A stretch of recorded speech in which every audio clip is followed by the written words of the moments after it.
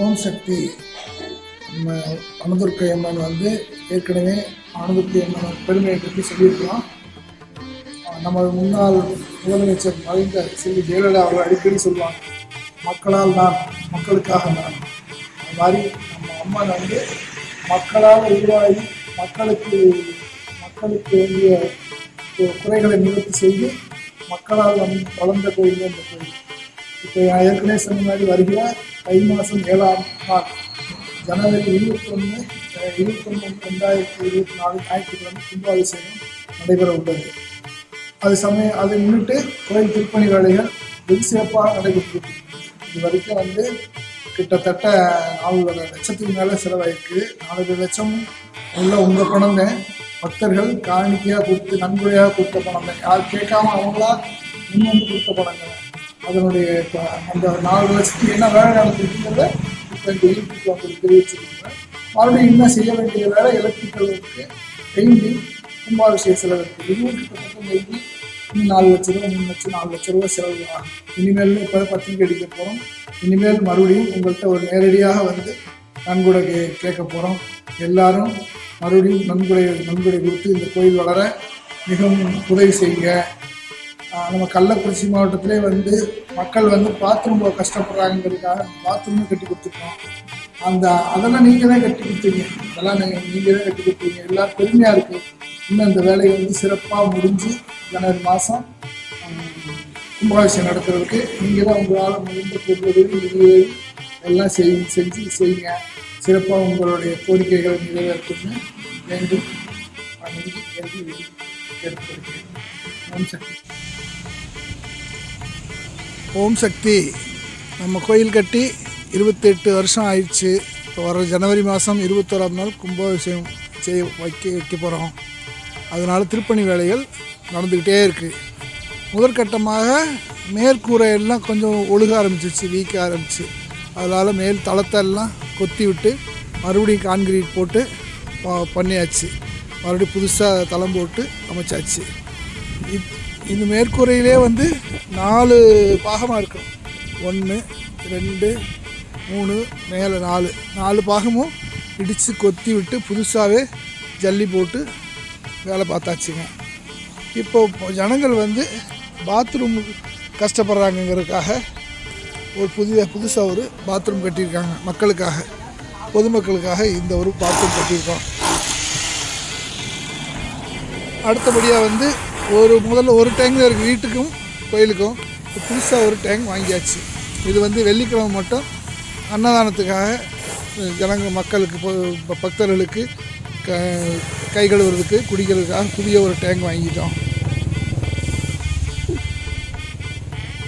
இன்னும் இதுக்கு நம்ம electrical work, plumbing work, painting work இதெல்லாம் இன்னும் இருக்குதுங்க. நான் சொல்கிறது தற்சமயம் நடைபெற்றிருக்கிற வேலை.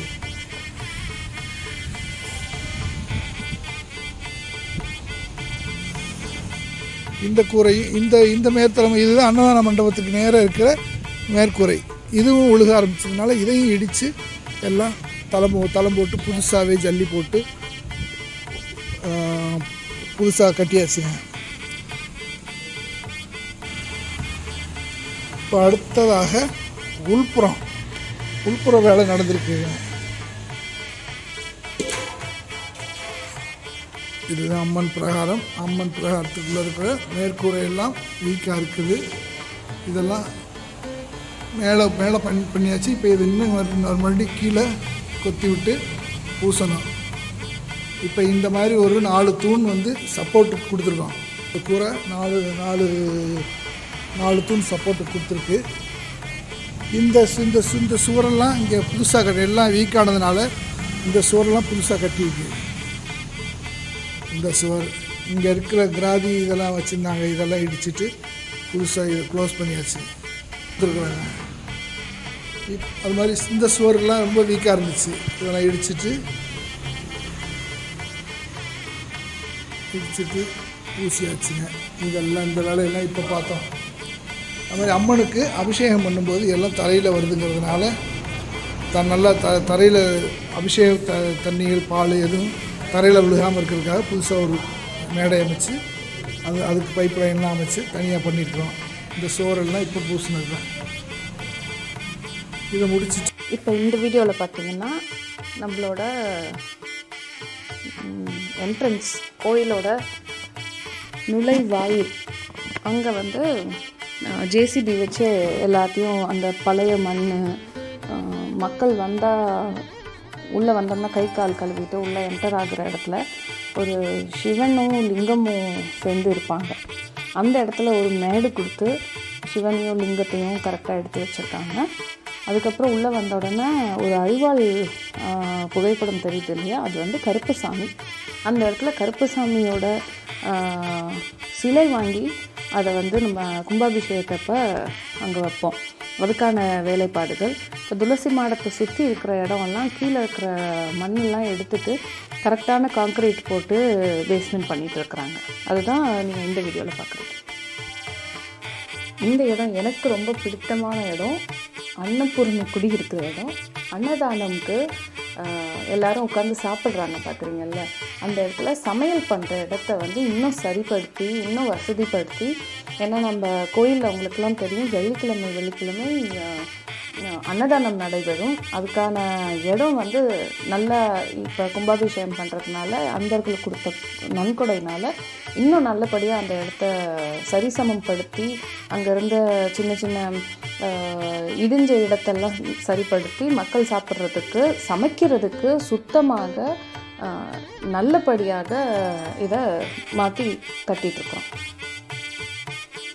இப்போ ரொம்ப ரொம்ப முக்கியமான விஷயம், பக்தர்கள் ஒரு ஃபுல் டே இங்கே வந்து பூஜை பண்ணி சாப்பிட்டுட்டு கோயிலில் இருந்துட்டு இருக்கிறப்ப அவங்களுக்கு பாத்ரூம் ஃபெசிலிட்டி ரொம்ப ரொம்ப முக்கியமான ஒரு விஷயம்.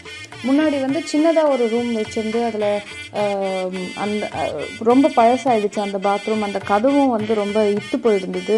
அதனால் இந்த தடவை நல்ல சிமெண்ட் வச்சு ப்ராப்பராக ஒரு 2 பாத்ரூம்ஸ் கட்டி அதுக்கான வாட்டர் கனெக்ஷன் இங்கே கொடுத்து எல்லாம் செட் பண்ணி கரெக்டாக பண்ணிகிட்ருக்கோம். அதாவது இப்போ கோயிலுக்கு உள்ளே வரப்போ இந்த எண்டில் வந்து நீங்கள் வீடியோவில் பார்க்குறப்ப தெரியும், அந்த பஸ் ஸ்டாப்லேருந்து நடந்து வரப்பவே பாத்ரூம் ஃபெசிலிட்டிஸ் வச்சு அதுக்கு பூட்டு போட்டு பக்தர்களுக்கு வேணுங்கிறப்ப யூஸ் பண்ணுற மாதிரி செட் பண்ணி வச்சுருக்கோம். இன்னும் சின்ன சின்ன படங்களில் நீங்கள் பார்க்குறீங்க, சாமி வச்சிருக்கிற இடத்த வந்து திருப்பி அழகாக இந்த சிமெண்ட் போடுறது. இப்போ கீழே இருக்கிற தரையில் இருக்கிற வேலைகள் எல்லாம் முடிஞ்சிருச்சு. இதுக்கப்புறம் தான் பெயிண்டிங் ஒர்க் ஆரம்பிக்க போகிறோம். பெயிண்டிங் ஒர்க் ஆரம்பித்ததுக்கப்புறம் லைட்டிங்ஸ் போடணும். எவ்வளோ நன்கொடைகள் கிடைக்குதோ அதுக்கேற்ற மாதிரி புதுப்பித்து கும்பாபிஷேகத்துக்கான ஏற்பாடு எல்லாம் நடந்துட்டுருக்கு. எல்லாரும் வந்து கும்பாபிஷேகத்தை சிறப்பாக நடத்தி கொடுங்க. உங்களால் முடிஞ்ச ஒரு நன்கொடையை கொடுங்க, அன்னதானம் பண்ணுங்க, இதில் கலந்துக்கங்க. வாருங்கள், அம்மன் அருள் பெறுங்கள். அனைவருக்கும் வணக்கம். அதனால வனதார்கள் கோயிலுக்கு கண்டிப்பாக வாங்க.